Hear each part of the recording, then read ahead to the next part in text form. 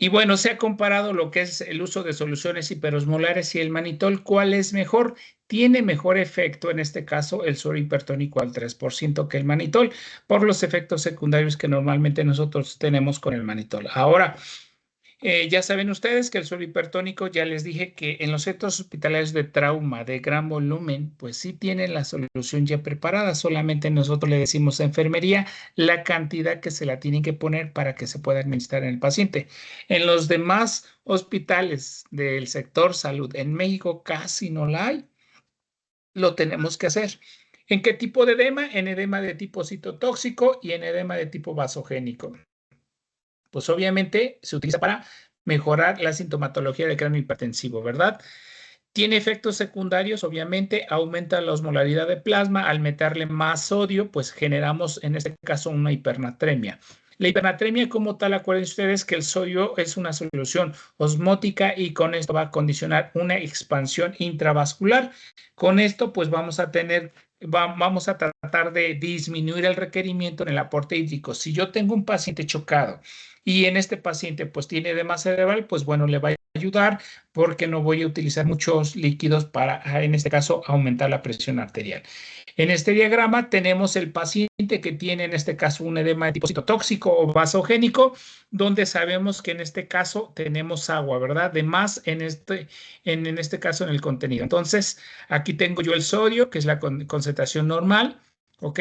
A la hora de que yo le meto una solución hipertónica al 3%, le estoy metiendo cloruro de sodio. Al meterle cloruro de sodio, pues bueno, va a pasar el gradiente del menor concentración al de mayor. Al pasar, en este caso, al espacio intravascular, voy a aumentar el volumen intravascular. ¿Quedamos? Entonces, como le estoy metiendo sodio, tenemos que tener mucho cuidado de no meter más de 10 mini equivalentes cada 24 horas para no tener los efectos como tal. En este caso de la hipernatremia. Creo ayer ya habíamos visto esto de esta parte. Bueno, ¿cómo preparamos nosotros la solución salina al 3%? Les dije yo que tenemos en la mayor parte de los hospitales la concentración de sodio del 17.7% y el cloruro de sodio el 0.9%. Bueno, para hacer una solución preparada al 3%, tenemos que poner una sexta parte de la solución salina al 17.7% y 5/6 partes de solución salina al 0.9% para tener una solución preparada. Ahora, vamos a tener un ejemplo. Le vamos a administrar a un paciente que pesa 30 kilos, le vamos a meter la dosis más baja. 5 por 30 son 150. Si voy a utilizar una sexta parte, los 150 lo divido entre 6 y el resultado son 25 mililitros de solución salina al 17.7% y 5/6 partes, que son 125 mililitros, al 0.9 para meterle 150 mililitros de solución salina al 3%. Ya les había yo dicho que obviamente es sodio, podemos generar hipernatremia. Tenemos que tener cuidado porque esta hiperosmolaridad me puede condicionar lesión renal aguda. Entonces, en pacientes que tienen lesión renal no se debe de administrar. ¿Ok? Podemos condicionar una sobrecarga de líquidos y empeorar un edema agudo pulmonar o, en este caso, descompensar una insuficiencia cardíaca. El otro efecto que nosotros tenemos es una acidosis metabólica, entonces hay que estar monitorizando en este caso el pH. El más grave de todos, en este caso, si yo le administro gran cantidades de sodio, puedo condicionar este problema que se le llama síndrome de desmielización osmótica. ¿Ok? Los libros anteriormente lo tenían como mielonisis central pontina. Bueno, este sodio hace una degeneración guayeriana, en este caso de los axones sensitivos, motores y autónomos, en este caso del paciente. Y esto puede condicionar que tengamos un daño de forma irreversible, secundario en este caso a la administración del cloruro de sodio. Es la complicación más grave, pero hay que tener cuidado. Ok, es mejor el solución salina al 3% que el manitol, pero solamente hay que estar cuidando los efectos secundarios. Los diuréticos que utilizamos, aparte de lo que es en este caso la furosemide, también utilizamos la acetozolamida. La acetozolamida se utiliza sobre todo en aquellos pacientes que tienen hidrocefalia obstructiva o absortiva. Entonces, con la finalidad de inhibir la anhidrasa carbónica, disminuyendo la producción de líquido cefalorraquídeo, y solamente se da en este caso un edema de tipo intersticial. ¿Ok? La dosis es de 750 a 1 gramo en este caso en el paciente, y lo vamos viendo dependiendo en este caso el efecto secundario en ese tipo de pacientes. Ya saben ustedes, este es el plexo coroideo, tengo la anhidrasa carbónica, el medicamento de la acetozolamida bloquea su efecto disminuyendo la producción de líquido cefalorraquídeo. Un paciente que tiene cráneo hipertensivo y que tiene anemia, tenemos que corregir en este caso la hemoglobina. Saben ustedes que la hemoglobina es el transportador que lleva el oxígeno. Si de por sí tengo un problema de hipoxia, si de por sí tengo un problema de circulación y además tengo anemia, voy a empeorarlo. Entonces hay que mínimo llevarlo a 10 gramos. El uso de antibióticos. El uso del antibiótico, bueno, se recomienda cuando tenemos exposición de tejido cerebral. La otra es evidencia de alguna fractura de base de cráneo o tenemos una herida expuesta. Es la única indicación del uso de antibióticos, ¿ok? La profilaxis anticonvulsiva. Bueno, ¿en qué pacientes y en qué no? Ok, en pacientes que tienen una escala de Coma-Glasgow mayores de 12, se ha visto que normalmente este tipo de lesiones no tienen una lesión más severa a nivel del tejido cerebral, pero los pacientes que tienen una escala de Coma-Glasgow menor de 12, ya estamos con una lesión un poquito más grave. Y en este tipo de pacientes, del 20 a 30% llegan a presentar crisis convulsivas. Entonces, solamente en este tipo de pacientes vamos a administrar la profilaxis. Tenemos más común la fenitoína, que es la DFH, donde utilizamos 20 miligramos por kilogramo, que es la dosis de impregnación, y seguidos con 3 a 5 miligramos cada 8 horas en la dosis de mantenimiento. Ahora, si su paciente ya está presentando crisis convulsivas, me está indicando que tenemos un daño neurológico más severo. El tratamiento para lo que es el control de las crisis convulsivas es el diazepam, dosis respuesta. Ok. La hipotermia. Sí lo vimos el día de ayer, ¿no? ¿Verdad?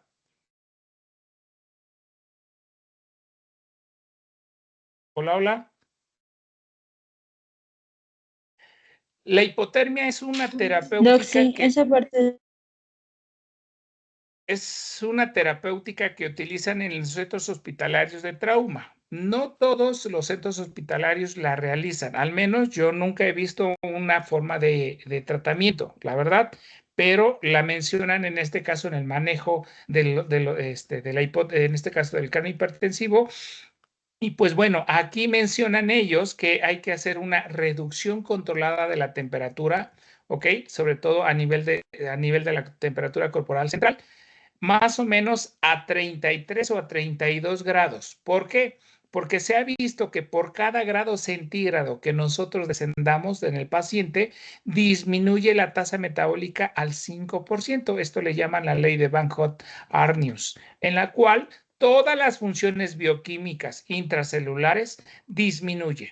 Obviamente, en todo el cuerpo, pulmón, hígado, intestino, vaso, médula, piel, y solamente se utiliza por periodos cortos. Estamos hablando 48, 72 horas. ¿Ok? No puede tardar más tiempo. ¿Por qué? Porque podemos condicionar isquemia y con esto empeorar el problema de una acidosis. Y cuando un paciente entra con acidosis, es muy difícil que vuelva a revertir. Entonces, en este caso, al disminuir su metabolismo, en este caso corporal, por algo, en este caso la tasa metabólica, va a tratar de limitar el daño neurológico, sobre todo en aquellos pacientes que tienen en este caso el periodo posparo cardíaco, que están sometidos sobre todo a más de 30 a 40 minutos, pues bueno, se somete principalmente a este mecanismo de hipotermia con la finalidad de evitar daño neurológico. Esa es la finalidad, evitar lesión cerebral. Bueno, ¿qué es lo que hace realmente lo que es la hipotermia terapéutica? Pues bueno, disminuye la apoptosis neuronal, disminuye la entrada de calcio a nivel de lo que es las células, disminuye la acidosis intracelular y extracelular, condiciona que la acumulación de los neurotransmisores excitotóxicos, como es el glutamato, también disminuya y que obviamente la liberación de glicina y de las células inflamatorias o proinflamatorias disminuyan con la finalidad de no generar apoptosis. Realmente este es el efecto que nosotros queremos para evitar daños. Ahora, en esta imagen, bueno, tenemos un paciente, ¿verdad?, donde está conectado a la cámara, donde se trata de disminuir la temperatura, sobre todo a nivel de tórax y abdomen, a nivel de muslo, también se utiliza a nivel de extremidades superiores y ya se va registrando realmente la temperatura que nosotros deseamos. Este paciente se conecta con un termómetro esofágico y es como nosotros vamos midiendo la temperatura, ¿ok? Ya cuando nosotros damos el tratamiento que está intubado, cuando el paciente en este caso tiene el uso de soluciones hiperosmolares, ¿verdad? Ya disminuyó lo que es el edema cerebral, entonces viene ahora el recalentamiento.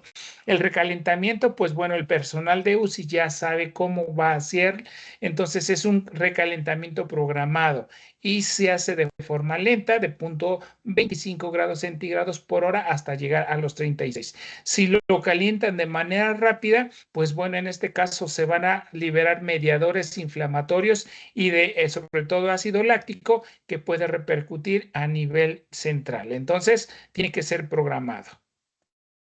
El coma barbitúrico, bueno, los centros hospitalarios que no tienen en este caso la hipotermia terapéutica, pues se van directamente al coma barbitúrico. Y sobre todo en aquellos pacientes que tienen un cráneo hipertensivo severo, estamos diciendo que son pacientes que tienen una escala de coma Glasgow de 5 o de 6, ¿verdad? En la cual en este caso tenemos mecanismos de herniación, sobre todo amigdalino o a nivel uncal. Y en este caso también sirve para el manejo de la hipertensión arterial resistente al tratamiento médico. Tenemos diferentes tipos de medicamento, tenemos el tiopental, el fenobarbital y tenemos una dosis de choque y una dosis de mantenimiento. ¿Cuánto tiempo? Lo podemos dar de 3 a 4 días para que mientras estamos utilizando las soluciones hiperosmolares, estemos tratando de evitar en este caso el daño cerebral. Es neuroprotector. No puede permanecer mucho tiempo. ¿Por qué? Porque condicionamos más daño, sobre todo si pasa más días, estamos condicionando más daño en este caso al paciente. Y bueno, los barbitúricos entonces efectivamente no reducen el flujo sanguíneo cerebral. Esa es una muy buena función. Disminuyen el metabolismo cerebral, disminuye el edema vasogénico, menos producción de radicales libres, estabilización de las membranas lisosómicas y nada más hay que tener cuidado de los efectos secundarios que son hipotensión y depresión miocárdica. ¿Por qué? Porque pueden condicionar paro o incluso la muerte, un paro precisamente por la administración de barbitúricos. Entonces hay que tener mucho cuidado. El uso de esteroides. Bueno, ya saben ustedes, tenemos un edema, solamente se utiliza en el edema de tipo vasogénico. Tiene muchas contraindicaciones, tenemos pro y contras. Los que tienen pro, pues bueno, dicen que condicionamos hiperglicemias y con esto empeora el paciente. El otro efecto es la inmunosupresión, pero a dosis pequeñas, pues bueno, no vamos a tener tantos efectos colaterales, ¿ok?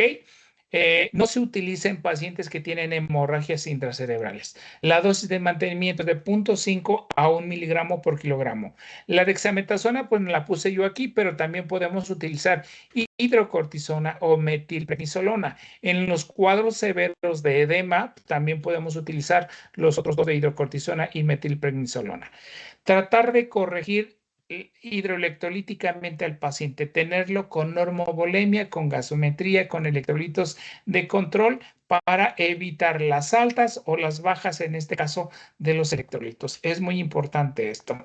La asistencia mecánica ventilatoria, pues bueno, en este tipo de pacientes hay pacientes que tienen ya alteraciones del patrón respiratorio y bueno, se les utiliza más PIP, les meten más presión y pueden condicionar en este caso barotraumas. Entonces, también, pues bueno, hay que tener cuidado. La hiperventilación, acuérdense ustedes, pues que son por periodos cortos, no puede permanecer con mayor tiempo. Si a pesar de todo este manejo que nosotros le dimos, el paciente no mejora, entonces se tiene que hacer una craniotomía descompresiva. ¿Qué es esto? Pues bueno, quitan una parte de hueso para tratar de herniar el tejido cerebral a través de este orificio y en este caso disminuir en este caso el edema cerebral y evitar el daño. Posteriormente, al quitar este trépano, bueno, aquí en esta imagen estamos viendo cómo están haciendo un trépano. Aquí, si se dan cuenta, hay unos que ya tienen sierras automáticas, hay otros que lo tienen que hacer manualmente,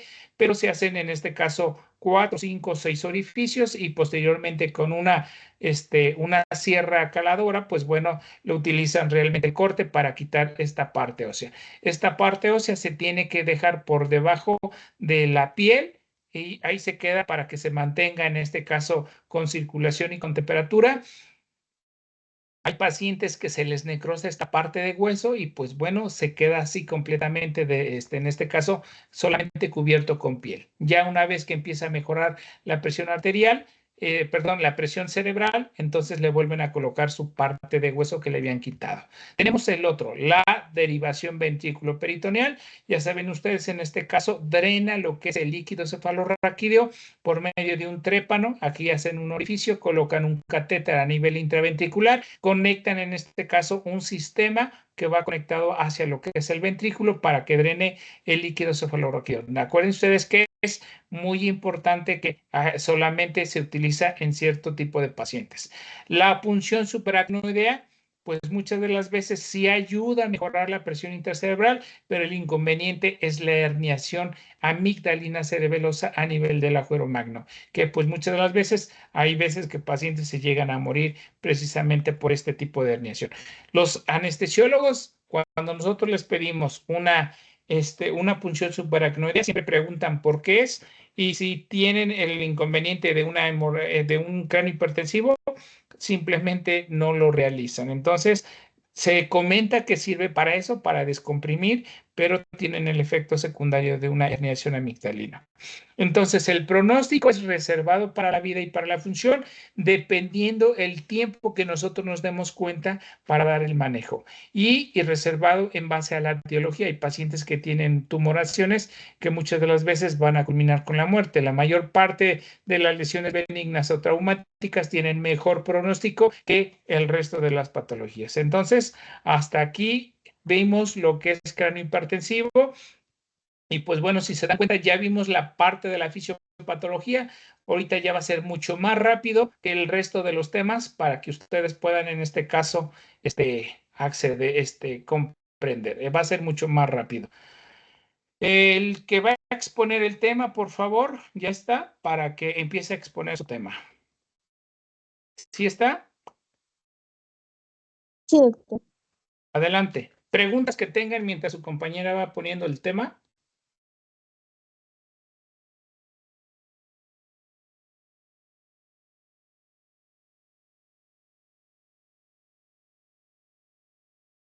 Hola, hola, ¿preguntas?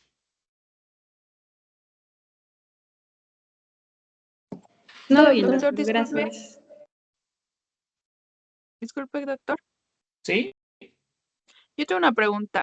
Mi tema es de topografía del sistema nervioso central. Solamente ve un caso clínico de tumoración de mesencéfalo, protuberancia de bulbo o de algún sitio del lóbulo temporal o lóbulo occipital. Ok, doctor, muchas gracias. ¿Sí? Adelante.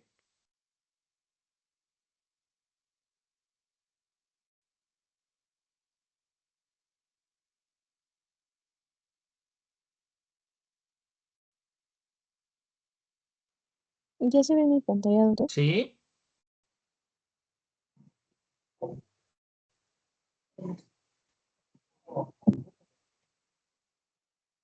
Bueno, buenas tardes. Mi nombre es Sofía Altamirano Cebada y les voy a presentar el caso clínico de hipertensión intracraneal idiopática.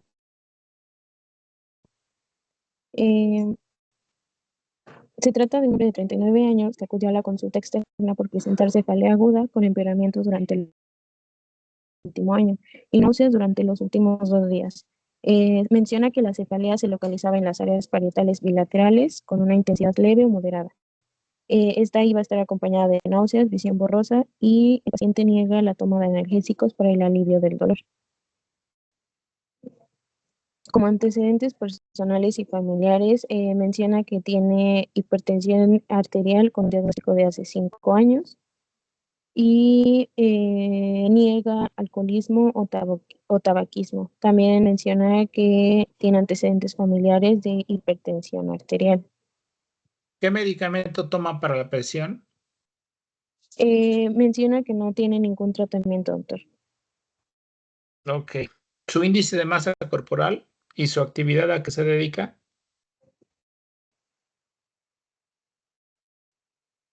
No lo menciona, doctor. Bueno, adelante. Perdón, es que no se cambió la diapositiva, creo.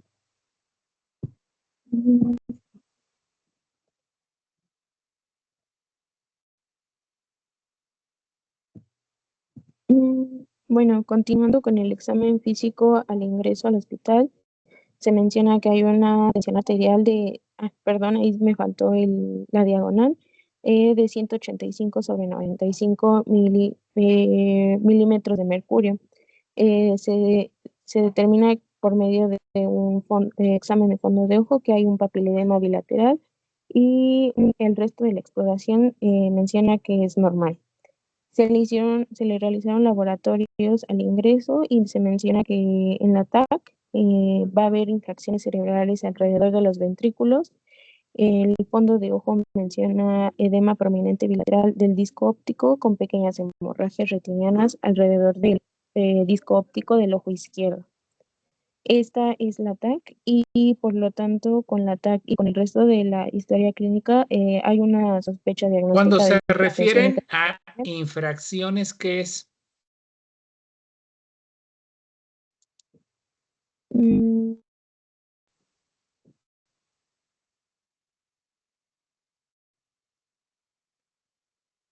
Pasa la imagen. ¿La tienes?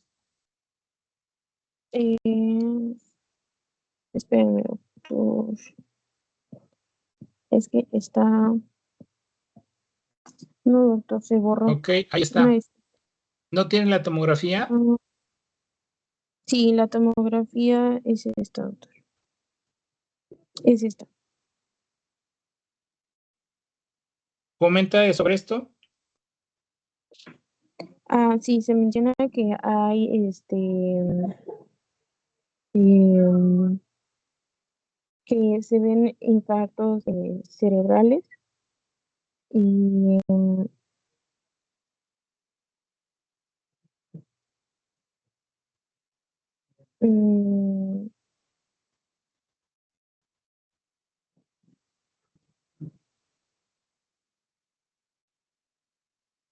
Adelante.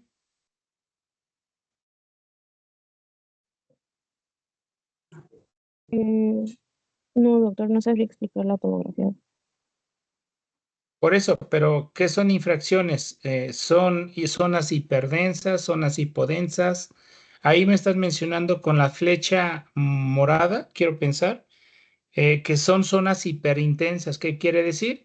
Que son más densas de lo normal, que me indican, ahí quiero pensar que en la contrastada indican datos de infarto cerebral, porque no aumentó más realmente la señal de intensidad del medio de contraste. ¿Ok? Estas zonas de infarto, ¿qué están condicionando? Tiene una disminución del flujo cerebral. Ok, la necrosis, acuérdate que la hipoxia de estas zonas, pues bueno, va a desencadenar en este caso que el flujo en esta zona disminuya, condicionando edema de tipo citotóxico. Entonces, el paciente ha cursado con microinfartos de mucho tiempo de evolución, que conforme va pasando el tiempo, pues van condicionando edema cerebral. Este edema cerebral es el que lo transmite a nivel de los nervios ópticos. A ver, síguele. Sí, también se menciona ya en base a una resonancia magnética al ingreso que el paciente tuvo un infarto cerebral reciente porque en el centro semioval derecho, por difusión, así como se ve. En no me acuerdo qué secuencia es en la resonancia, pero así como se ve en la imagen B. con la flecha rojita. Ok. Ahí no tenemos desviación de la También se línea va a ver media, no tenemos compresión del sistema ventricular que me está indicando mecanismos de herniación, ¿verdad? Adelante. no, también se va a ver una hiperintensidad bilateral, así como se ve en estas dos, que se ven las flechitas rojas. Ok. Esta fue tomada con FLAIR, o sea, en la secuencia FLAIR.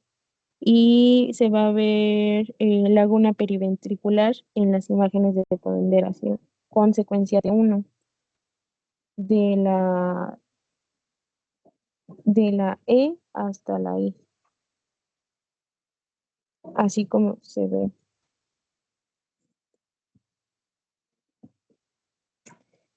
Adelante. También se va a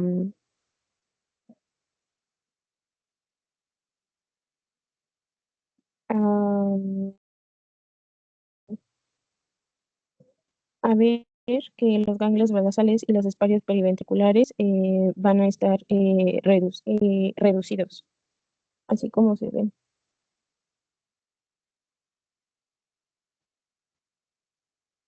Y como el cuadro clínico de una hipertensión intracraneal, va a haber una dilatación de las válvulas del nervio óptico. Esto se vio en la secuencia FLAIR en un corte coronal en la resonancia magnética. También se hizo una venografía, una arteriografía en el que se ve el vacío de flujo del seno transverso. Esto también en la hipertensión intracraneal se menciona que es un dato clínico, ya que puede haber presencia, puede ser vacío o puede haber muy poco. Y el flujo sanguíneo, esto es más como la comparación durante la hospitalización, ya con un tratamiento y con un manejo del flujo sanguíneo normal. Acuérdense ustedes que los mecanismos temporales para tratar de compensar el cráneo hipertensivo es vasoconstricción arterial y venoso. La otra es desplazamiento del líquido hacia lo que es el espacio subaracnoideo y la médula espinal. Quiero pensar que aquí, con donde está la imagen al ingreso, tenemos un vasoespasmo, en este caso de los senos transversos. El seno transverso, pues bueno, ya se comunica con el seno sigmoideo, donde nace lo que es la yugular. Entonces tiene problemas realmente también del drenaje del líquido suprarraquídeo. En la segunda, quiero pensar que ya se corrigió el cráneo hipertensivo, ya se corrigió la presión arterial y con esto, pues bueno, vemos que ya tiene un mejor diámetro de lo que es el seno transverso, ¿verdad? El flujo Sí, de hecho, sanguíneo de el la arteria diagnóstico cerebral. sentido ya durante la hospitalización se menciona que era aterosclerosis. Ajá, ¿Mande? adelante. Ah, sí. Y ahora con contraste, una arteriografía se va a ver una hipoplasia del seno transverso, como mencionó el doctor, y esto también lleva a una estenosis del seno transverso derecho. Esto se menciona como el diagnóstico presuntivo o la causa del cráneo hipertensivo. Y ya durante la hospitalización de inmediato se realizó una punción lumbar en el que la presión de salida del líquido cefalorraquídeo dio un resultado de 330 milímetros. Esto también se menciona que no hubo ninguna alteración en el examen citofísico-químico, por lo tanto se dio el diagnóstico certero de que era un cráneo hipertensivo. En ¿Qué cuanto a los presión laboratorios, cerebral tenía ahí? 330. Pero yo se los dije yo en centímetros de agua o milímetros de mercurio. Hagan la conversión. Quiero saber cuál es la presión que tenía. ¿No la hiciste? No, doctor. Son 24 milímetros de mercurio. Está arriba de 20. Y es sostenido porque ya tiene mucho tiempo. Entonces ya tiene cambios realmente de compensación. Ok, adelante. Sí.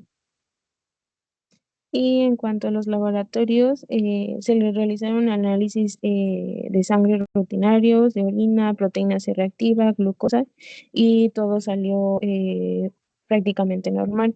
Solamente se le realizaron estudios, se calculó la homocisteína, en el que salieron valores de 87 micromoles sobre litro. Aquí mencionando, el valor normal es de 5 a 15. Entonces, es un valor elevado y este está relacionado con la deficiencia de folatos. Aquí tuvo unos valores de 2,62 nanogramos sobre mililitro. Los valores normales son mayores a 4,4. Entonces, había una deficiencia, al igual que de vitamina B12, en el cual se obtuvieron resultados de 248 picogramos sobre mililitro. Y aquí los resultados, los valores normales deben oscilar entre los 180.000. También se evalúa el tiempo de tromboplastina parcial activada, en el cual fueron 38,3 segundos, lo cual es un valor bajo, por lo tanto también se le relacionaba con una posible trombosis.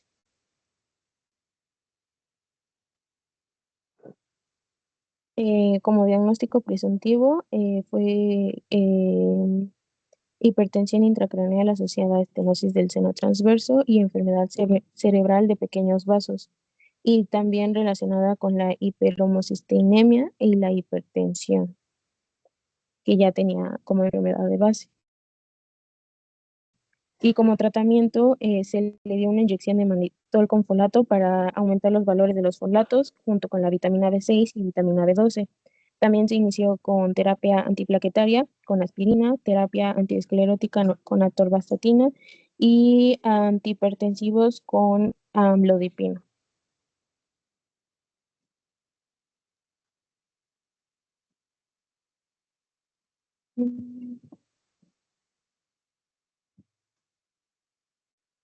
Ya en cuanto a la evolución del paciente durante el internamiento, se menciona que la cefalea redujo gradualmente en las próximas 24 horas. La presión intracraneal se normalizó y bajó a 170 milímetros de agua, y después, a las 48 horas, se suspendió con el mannitol que ayudó con la reducción del líquido cefalorraquídeo. Aquí también se menciona que lo que ayudó a la reducción fue principalmente la punción lumbar. Em, Le hicieron ya como, punción lumbar descompresiva, ¿no? sí, ya también como evoluciona la siguiente semana, se le volvió a realizar otra punción lumbar en el que se encontraron 175 milímetros de agua. Las cefaleas desaparecieron por completo y la presión arterial se normalizó. También aquí se menciona que justo solamente estuvo internado durante una semana y solamente se va con tratamiento con aspirina, atorvastatina, amlodipino, folatos, vitamina B6 y vitamina B12. Ok, es Al muy mes, raro Ajá, y adelante. ya como evolución al mes, se le realizó un fondo de ojo. También se menciona que el paciente rechazó una angiografía debido a que ya se habían normalizado los síntomas, entonces simplemente la rechazó. Y se dio una disminución del edema bipapilar. La homocisteína redujo a 27 micromoles sobre litro y la punción lumbar dio un resultado de 185 milímetros de agua. Ok, Esto a los 3 meses. en este tipo de pacientes se tiene que utilizar una arteriografía de la arteria central de la retina se llama OTC. OTC se tiene que utilizar sobre todo en aquellos pacientes que tienen disminución de la agudeza visual, que tienen papiledema, sobre todo para descartar en este caso un cuadro de trombosis. Muy bien, Así ¿y es, cuál es la presión que ya se mantuvo con este tipo de paciente? ¿Cómo, doctor? ¿Cuál es la presión al final con la que se quedó este paciente? De 185. Ok, que más o menos corresponde como a 13, 14. milímetros de mercurio. Las secuelas, en este caso, son de forma irreversible, sobre todo a nivel de lo que es la papila. Este paciente, pues bueno, va a tener como tal realmente ya un problema de visión que ni con lentes va a tratar de corregirse porque el daño realmente es de tipo neurológico. Entonces, ya se dieron cuenta aquí cómo la deficiencia en este caso de vitamina B12, vitamina B6, es un causante, en este caso, del problema de la hipertensión como tal. Los microinfartos se alteraron principalmente por la deficiencia de este tipo de nutrimentos y ya vemos el resultado. Además de que la hipoplasia del seno transverso solamente fue un hallazgo, no es el causante como tal. ¿Por qué? Porque acuérdense ustedes que el drenaje venoso tenemos el otro seno transverso que nos ayuda a mejorar el flujo sanguíneo. En este tipo de pacientes se les puede colocar también stent, en este caso por vía endoluminal, pues